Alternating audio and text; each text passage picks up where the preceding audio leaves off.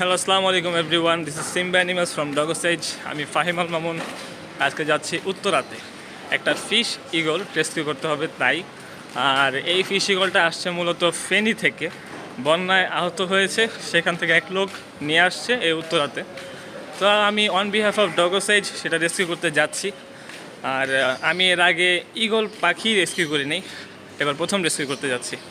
আর এইটা maybe প্যালাস eagle, sorry প্যালাস fish eagle, যতদূর আমি জানি, রাফিক ভাই বলল। তো চলেন যাওয়া যাক।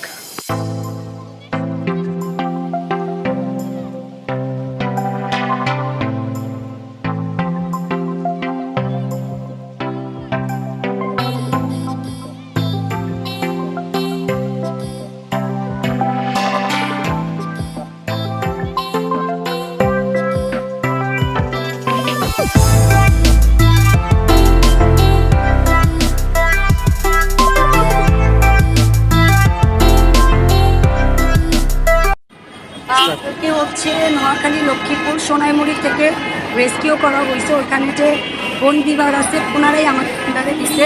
সেট আপ থাকার কারণে আমি এখন লক্ষ্মীর ভাইয়ের কাছে ট্রান্সফার করতেছি যে আমার এখানে সেট আপ নেই, ওখানে থাকার মতো আর কি। এই জন্য অনেক বড় সাইজ। খাওয়া দাওয়া নিজে নিজে খাচ্ছে না, আমি ওকে ফিট করাইছি, খুবই অল্প পরিমাণ, ওইভাবে আমি করতে পারিনি। বাট ও সাম ডাক্তারাকি করতেছে, পাশে গেলে ও মানে প্যানিক হয়ে যাচ্ছে, তখন জোরে জোরে চিৎকার করতেছে। হ্যাঁ, মনে হচ্ছে বেশি দিন লাগবে না, আমার সুস্থ হয়ে যাবে।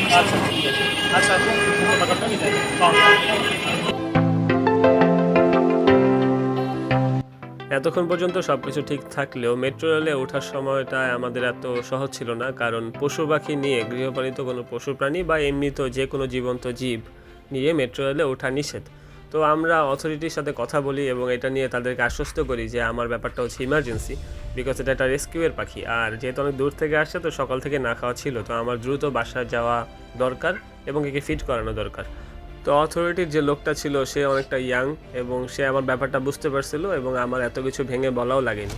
তো উনি আমাকে বলে যে ঠিক আছে, যাতে অন্যান্য প্যাসেঞ্জারদের ক্ষতি না হয় সেদিকে লক্ষ্য রাখবেন। তো আমিও তাকে আশ্বস্ত করলাম যে ঠিক আছে, আমি যেহেতু এটা নিয়ে যাচ্ছি, তো পুরো সম্পূর্ণ দায়ভার হচ্ছে আমার। ক্যামেরাতে কতটুকু বোঝা যাচ্ছে এটা আমি জানি না, বাট সামনাসামনি এই পাখিটা বিশাল। আমার রেস্কিউ করা যত পাখি ছিল তার মধ্য থেকে এই পাখিটা বলতে পারেন সে সবচেয়ে বড়। আর এর নখের আকৃতিটা যদি দেখেন, একে বলা হয় ট্যালন। আর ট্যালন হচ্ছে এরকম যাদের বাঁকানো নখ থাকে। যেসব পাখিদের এরকম বাঁকানো নখ থাকবে তাদের খাওয়া ইসলাম ধর্মে হারাম। তো এটা একটা আউট অফ টপিক, আমি এটা বলে রাখলাম আপনাদের। যাই হোক, তো এই পাখিটা আসলেই খুব বিশাল এবং চমৎকার। আপনি জাস্ট চোখের দিকে তাকালে দেখবেন যে মানে এত হিংস্রতা ওকে সুন্দর করে দিয়েছে আল্লাহ তাআলা। সবাইয়ের জন্য অবশ্যই দোয়া করবেন এবং আমার প্রথম ইগল রেস্কিউ যাতে আমি সুন্দর মতো সফলভাবে আবার মুক্ত আকাশে ফিরে দিতে পারি। অ্যান্ড আল্লাহ হাফেজ।